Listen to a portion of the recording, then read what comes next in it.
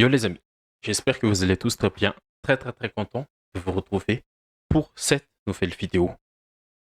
Vidéo débrief de ce match aller pour les demi-finales de la Copa del Rey entre le FC Barcelone et l'Atlético Madrid.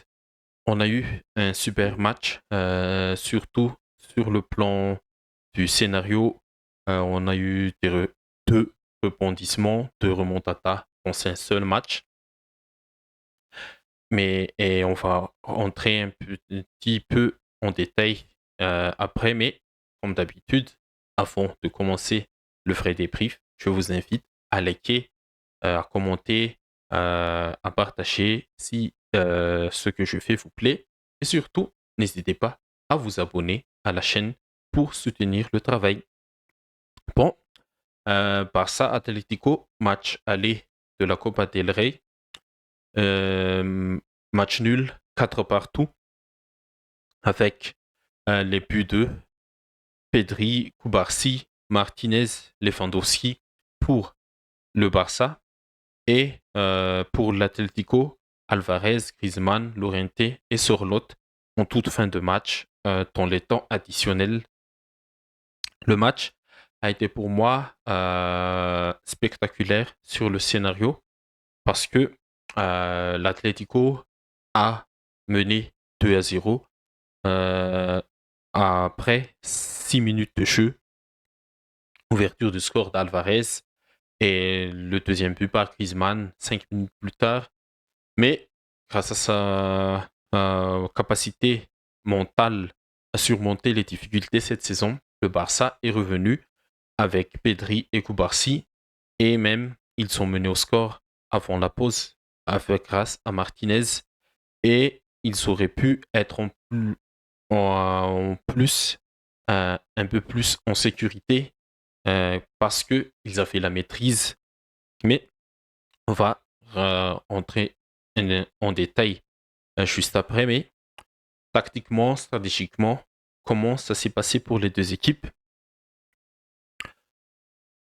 Les deux équipes étaient alignées comme ça pour moi.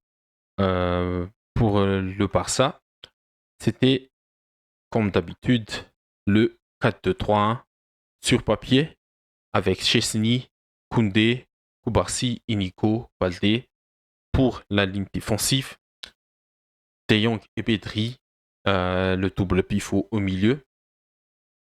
Et pour accompagner Ferran, choisi à la place de Lewandowski, ce soir, il y avait Rafinha, Dani Olmo en numéro 10 et Lamine Yamal qui était apte à jouer cette rencontre malgré les rumeurs, les nouvelles qui ont passé qu'il ne pouvait pas suite à sa, hum, on va dire, petite blessure, petite chaîne après le match contre Las Palmas ce week-end.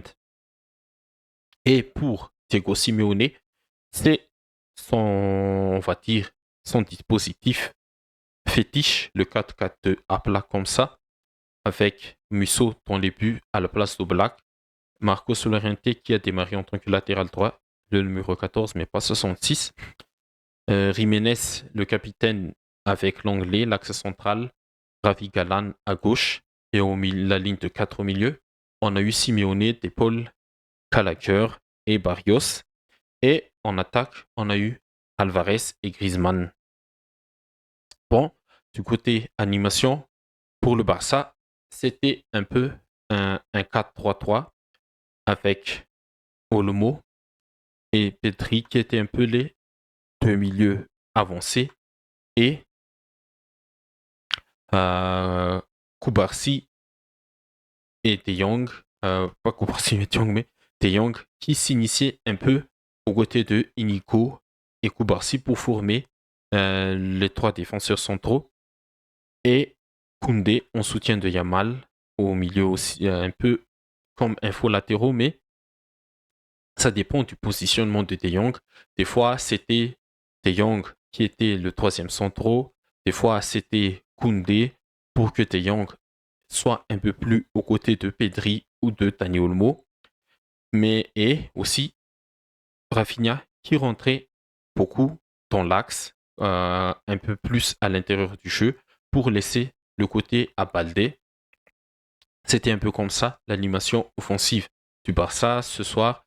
C'est ce qu'on voit durant cette saison sous Flick avec les Rafinha qui est à côté de Ferran, Baldé qui est sur le côté et Lamine Yamal qui a fait tellement de mal sur le côté gauche de l'Atlético et Daniel Olmo et Pedri un peu plus bas en électron libre et De Jong aussi pour couvrir les montées de Pedri et de Daniel Olmo. Et enfin, on a eu Koundé, Koubarsi et Inigo avec cette ligne très très très haute comme d'habitude. On connaît cette Barça cette saison. Mais ça ne leur a pas empêché de marquer 4 buts ce soir. Mais ça ne leur a pas empêché aussi d'encaisser 4 buts qu'ils pouvaient bien sûr empêcher. Et du côté de l'Atlético, c'était un peu au début du match. Ça a surpris le Barça dès l'entame du match parce que Griezmann était déporté sur le côté et a laissé Simeone ou bien je pense que c'était Calaker qui était aux côtés de euh, Alvarez pour pallier pour être le deuxième attaquant. Et ça a bien surpris les Catalans au début de la rencontre. Et c'est venu d'une action de Griezmann, le premier corner qui fait le premier but, qui suit le corner qui est l'ouverture du score par Julian Alvarez. Julian Alvarez, pour moi, a été très très très intéressant dans ces duels. Son attitude à essayer de récupérer le ballon parce que l'Atlético a aussi essayé de euh, presser ce Barça-là, surtout dans leur moment de fébrilité au début du match et à la fin du match, bien sûr. Griezmann, Inigo qui essaie de presser Koubarsi et qu'est-ce que je dis là? Griezmann et Alvarez qui essaient de presser Koubarsi et Inigo. Barrios qui essaie de monter sur Koundé et Ravi Galan sur Lamine Yamal. C'était un peu du marquage individuel. Et c'est ça aussi l'avantage de ce 4-4-2-là.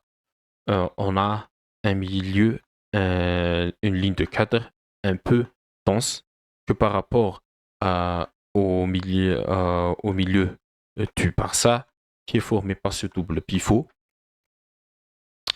Mais ça a marché pour l'Atlético sur un moment, surtout au début du match. Mais tant que il y a un joueur qui s'appelle Pedri pour le Barça, c'est lui qui organise tout, c'est lui qui oriente le jeu, qui accélère le tempo, qui décélère le tempo. C'est lui le métronome de cette équipe, l'un des meilleurs milieux au monde, si ce n'est pas le meilleur milieu du monde en ce moment. Mais grâce aux maîtrises de Pedri, à sa technique, balle au pied, sa capacité à garder le ballon sous pression, même s'il a raté quelques passes et quelques contrôles ici et là. Mais Pedri, vraiment, c'était le meilleur joueur. Avec Pedri, il a fait vraiment la maîtrise totale du ballon côté Barça et associé avec De Jong aussi, qui fait un peu plus les tâches défensives. Et il a aussi la capacité de bien relancer l'attaque du Barça. Le Barça avait complètement maîtrisé la rencontre. Et bien sûr, en plus de ça, cette saison, ils ont la capacité mentale et voilà tout. Je pense que le coach, ils sont inculqués dans la tête et l'esprit de ces Catalans-là qu'il ne faut pas abandonner, il faut toujours jouer le jeu, il faut toujours jouer jusqu'à la fin. Et c'est ce qui s'est passé avec l'égalisation, euh, c'était qui déjà? C'était même Pedri. Et l'action du but de Pedri, il était magnifique. Décalage vers Lamine Yamal. Koundé qui exploite le demi-espace et bien lancé par Lamine Yamal. Et Koundé en retrait pour Pedri qui place bien son plat du pied et prend un contre-pied. Musso, le gardien de l'Atlético. Et l'égalisation sur corner, un corner bien travaillé au deuxième poteau. Koubarsi était laissé tout seul et le troisième but du Barça sur corner aussi. C'était un peu le copie conforme du but du Koubarsi, mais il a fait un petit malice de la part de Koubarsi qui a fait un écran sur. C'était qui déjà? Je ne me souviens pas. C'était peut-être Lorienté. Mais je pense que si l'autre joueur de l'Atlético avait suivi Nico Martinez, c'est comme au basket. Quand c'est un sweep, ou je ne sais pas comment dire, mais et il y a beaucoup de mouvements en défense en basket, en NBA. Et quand il y a un écran, c'est toi qui dois récupérer, compenser l'espace pour ne pas être exposé à l'attaque adverse. Et je pense que si Barrios avait suivi, Nico sur cette action-là, l'arbitre aurait sifflé une faute de Koubarsi sur cet accrochage-là dans la surface de réparation. Et en deuxième mi-temps, le Barça, je pense qu'il a complètement maîtrisé le match. Les rentrées de Lewandowski, il a marqué son but, mais il n'a pas apporté plus, mais il a quand même marqué son but sur encore un caviar, pas un caviar, mais une belle action de Lamine Yamal qui s'est joué complètement de Renildo. Ouais, Renildo rentré, non, pas Renildo, mais Samuel Lino rentré à la place de Ravi Galan. Mais le Barça, mon Barça, il aurait pu éteindre ce match-là, mais on a un peu diminué l'intensité.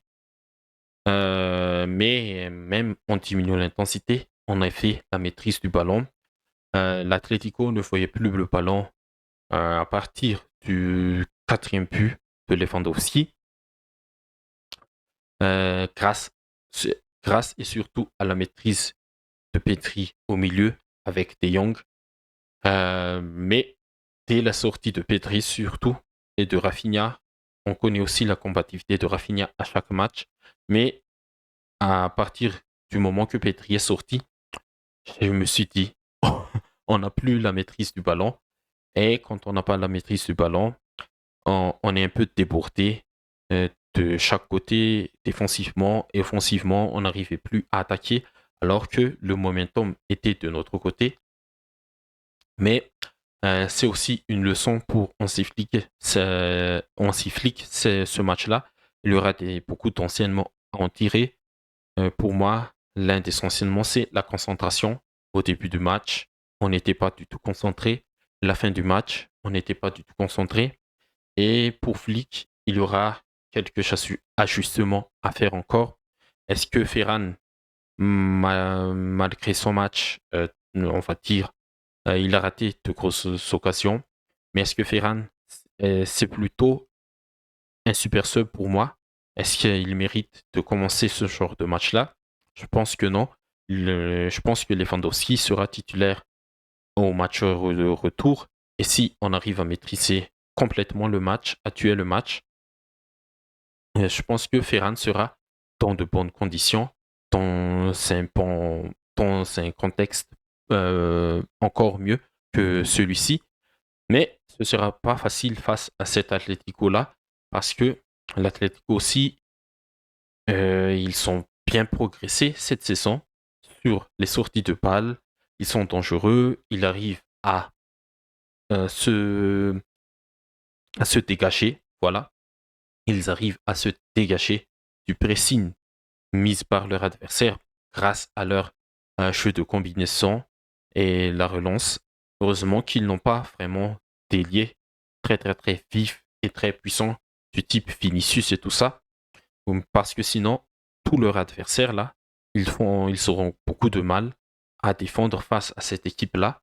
Mais l'Atlético, malgré qu'ils n'ont pas existé durant la majorité de la première mi-temps, ils sont bien sûr su reprendre les choses en main. Surtout, ils ont bien su saisir leur chance après la sortie de Rodri et les entrées aussi de Angel Correa et de Sorloth. Sorloth, notre bourreau jusqu'à présent. Ils ont bien saisi leur chance et ce match nul-là, pour moi, c'est un avantage pour l'Atlético et peut-être des petits regrets pour le Barça. Mais je pense que si Flick retient bien les leçons à en tirer de ce match-là, on aura plus de maîtrise et plus, j'espère, la qualification en finale. Mais ce match-là, c'était vraiment spectaculaire, surtout le côté scénario. Il y a eu 2 remontadas, l'Atlético qui a mené 2-0 et le Barça qui a renversé la vapeur à 3-2 à la mi-temps et qui a complètement, on va dire, qui aurait pu enterrer définitivement la rencontre à 4-2. Mais la mentalité aussi côté Colchoneros, le Cholismo n'est jamais mort. Ils sont su reprendre les choses en main et égaliser aussi en toute fin de rencontre. On verra dans... C'est quand déjà le match retour au Wanda Metropolitano? C'est dans le 2 avril. Oui, on verra le 2 avril la conclusion de cette rencontre. Mais globalement, le match a été bon. Le Barça aurait pu définitivement avoir un pied en finale, mais rendez-vous le 2 avril au Wanda Metropolitano. J'espère bien sûr la qualification pour mon équipe, mais ce sera pas facile. Ce sera pas facile, surtout à Madrid. Mais on verra bien. Et le 16 mars aussi, on aura déjà un match très très important en Liga cette fois-ci. Mais ce sera aussi euh, le match pour Flick d'ajuster et de mettre la pression sur cet Atlético avant le match retour de cette demi-finale. Ok les amis, c'est tout ce que j'ai à dire. Ça fait déjà presque 20 minutes, mais s'il y a quelque chose que j'ai oublié, n'hésitez pas à les mentionner dans les commentaires. Mais en résumé, top performance des deux équipes. Le Barça, il faut être concentré jusqu'à la fin. Top performance de Pedri comme d'habitude. Et aussi la montée en puissance de De Jong, ça fait plaisir. Ça fait plaisir de le voir retrouver petit à petit son niveau. Il sera très très très important pour le Barça sur ces prochaines échéances. Et on va dire aussi top performance de l'Atlético. Être mené 4-2 comme ça et avoir totalement disparu de la rencontre, c'est aussi une top performance d'être revenu à 4 partout. Et ils sont l'avantage pour le match retour. Et voilà. Et les amis, si vous êtes arrivés jusqu'ici, merci à vous. Et surtout, n'hésitez pas, je l'ai déjà dit en début de vidéo, mais n'hésitez pas à laisser une petite pouce bleu. Ça fait plaisir, comme d'habitude. Et surtout, n'hésitez pas à vous abonner pour ne pas rater les prochaines vidéos. Merci à vous tous et à la prochaine. Bye bye.